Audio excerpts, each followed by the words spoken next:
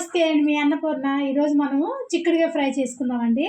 నేను ఎలా చేస్తాను చూపిస్తానండి. పెద్ద చిక్కుడుగాయలు ఉంటాయి కదండి, పెద్ద చిక్కుడుగాయలు తీసుకొని శుభ్రంగా ఇట్లా నేను పుచ్చులు ఏమైనా ఉంటే ఏమో చూసుకొని తీసుకోవాలండి.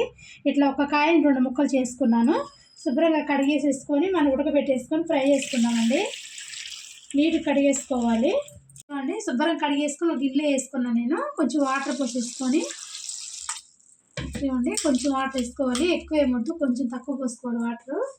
కొంచెం అంతా సాల్ట్, నేను దొడ్డుప్పు వేస్తాను, 1 స్పూను దొడ్డుప్పు వేస్తున్నాను. వేసి కొంచెం ఉడకబెట్టేసుకున్నాము. నేను పొయ్యి పెట్టేసాను. కొంచెం ఉడికిన దాకా మనం ఉడికించేసుకుందాము. స్టవ్ మీద బాండి పెట్టేసుకున్నాను. బాండి పెట్టుకొని మనం కారం రెడీ చేసుకుందామండి. చిక్కుడుగా ఫ్రైలోకి 2 స్పూన్లు ధనియాలు, 1 స్పూన్ జీలకర్ర, 1/2 స్పూన్ మెంతులండి వేసి ఫ్రై చేసుకున్నాము. నూనె ఏమి వేయద్దండి, డ్రైగా ఫ్రై చేసుకోవాలి. నూనె అసలు వేసుకోవచ్చు.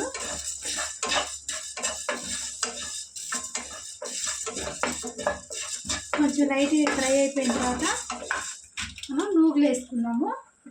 ఒక 3 స్పూన్లు నూగులు దాకా వేస్తున్నాను నేను.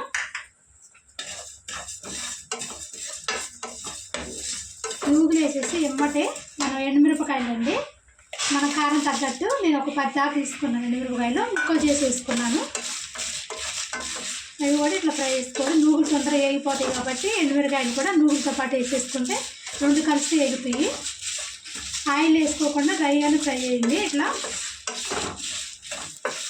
ఇవ్వండి, నూగులు ఎండుమిరపకాయలు కూడా వేగిపోయినాయి. నూగులు చిటపట్లు ఆడుతున్నాయి కదా, మనం ఆపేసుకున్నాము. నేను మిక్సీ గిన్నెలో వేసుకున్నాను. ఆరిపోయిన తర్వాత మిక్సీ పట్టేసుకున్నాము. కొంచెం అంతా సాల్ట్ అండి, మళ్ళీ రాళ్ళుప్పు వేస్తున్నాను 1 స్పూన్. నేను ఇందాక ఉడకబెడతాను 1 స్పూన్ వేసాను, ఇప్పుడు 1 స్పూన్ వేసాను. ఒక 10 ఎల్లిపాయ రెబ్బల దాకా వేస్తున్నాను. ఇది కొంచెం ఆరిపోయిన తర్వాత పౌడర్ లాగా మనం కారం చేసేసుకున్నాం. ఇవ్వండి, చిక్కుడుకాయలు ఉడికిపోయింది బాగా మెత్తగా. ఇక చూసారు కదా, ఉడికిపోయింది. ఇప్పుడు మనం ఆపేసుకుందాం గ్యాస్ అండి. చిక్కుడుకాయలు మొత్తం ఇట్లా జాలి గిన్నెలో వేసి వడబెట్టేసుకోవాలి వాటర్ అంత పోయే వరకు. తర్వాత నెక్స్ట్ ఇవ్వండి, నేను కారం పట్టేసేసాను. ఇవ్వండి, మొత్తం ఆరిపోయిన తర్వాత మొత్తం మిక్సీ పట్టేస్తాను. ఇట్లా పట్టేసుకోవాలి కారము. స్టవ్ ముట్టించి మళ్ళీ అదే బాండి పెట్టేసుకున్నానండి. ఆయిల్ వేసేసుకున్నాము. తొందరగా అయిపోతుందండి ఫ్రై, మాత్రం తొందరగా చేసేసుకోవచ్చు. ఒక 4 స్పూన్ల దాకా ఆయిల్ వేసుకోండి. చిక్కుడుకాయలు కొంచెం ఫ్రై అవ్వాలి కదా. ఆయిల్ వేడైపోయింది. కొంచెం శనగపప్పు తాలింపుకి, కొంచెం మినపప్పు, కొంచెం జీలకర్ర, కొంచెం ఆవాలు, కొన్ని మిరపకాయలు,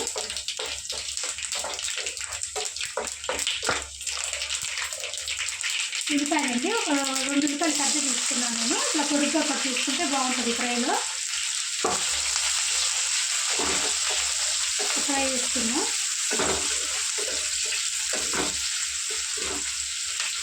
ఇవ్వండి, ఉల్లిపాయలు వేగిపోయినాయి కదా. ఇప్పుడు కొంచెం కరివేపాకు,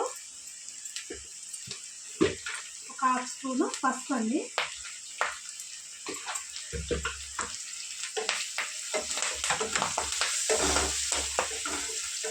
ఇప్పుడు మనం చిక్కుడుకాయలు వేసేసుకున్నాము.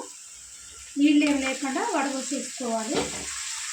ఇంకా సాల్ట్ ఏమి వేయొద్దండి, మనం ఉడకబెట్టేటప్పుడు సాల్ట్ వేసుకున్నాం కదా, కారంలో కూడా సాల్ట్ వేసుకున్నాం కాబట్టి సరిపోతుంది.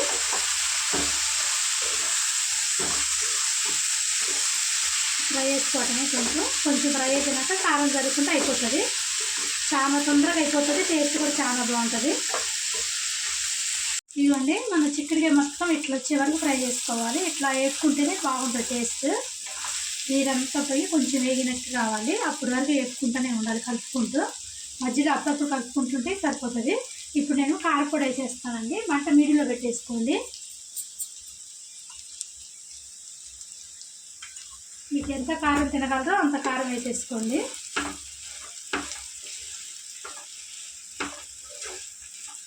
కారం వేసుకొని మంట మీడియంలో పెట్టేసుకొని ఒక 2 నిమిషాలు ఫ్రై చేసుకోండి. కారం మళ్ళీ మంచిగా ముక్కలకు పట్టేటట్టుగా. ఇవ్వండి, ఒక 2 నిమిషాలు చేసుకొని ఆపేసుకుందాం. అది 2 నిమిషాలు అయిపోయింది కారం వేసేసి. ఇంక మనం గ్యాస్ బంద్ చేసుకుందాము. సాంబార్ కానీ లేకపోతే ఏదైనా రోడ్డు పచ్చడి చేసుకున్నప్పుడు కానీ కాంబినేషన్ చాలా బాగుంటుంది. రైస్లో కూడా కలుపుకొని తినొచ్చండి, చాలా చాలా బాగుంటుంది. మీకు నచ్చితే మాత్రం ట్రై చేయండి. లైక్ షేర్ అండ్ సబ్స్క్రైబ్ అవ్వచ్చు. ఇలాంటి మరిన్ని రెసిపీస్ కోసం గంట సింబల్ కూడా మర్చిపోకండి. బాయ్.